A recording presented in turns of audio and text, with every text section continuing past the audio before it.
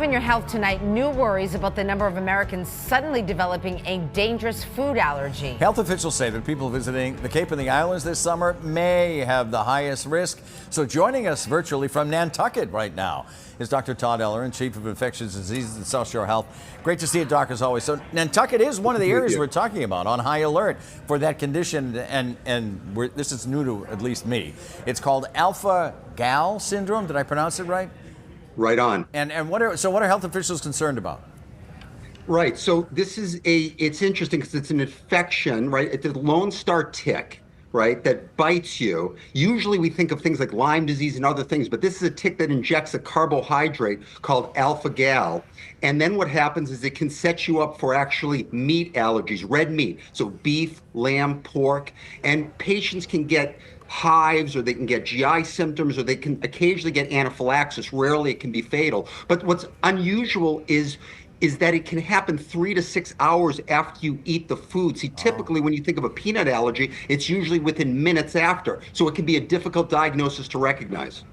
It's really bizarre, and I do know about it, and I've read up about it before, and it's really out of a sci-fi movie. So you get bit by a tick, and then you eat some meat, and all of these things happen. It's just so strange. The CDC does have a list of products that could contain alpha-gal. So let's put them on the screen right now, Doctor. Meat from mammals, beef, pork, lamb, milk products from cows and goats. Also, a lot of people may have reactions to certain ingredients like gelatin and glycerin.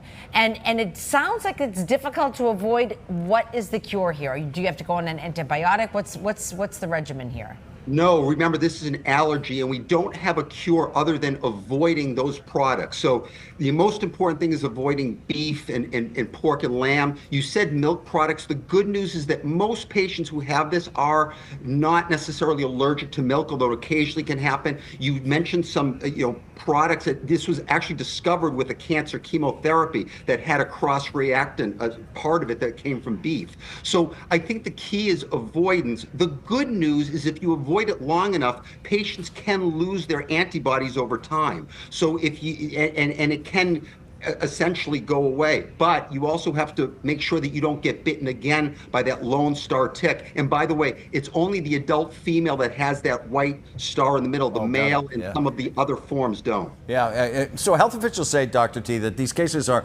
relatively rare still. Because of what you do and who you are. Have you seen any yet?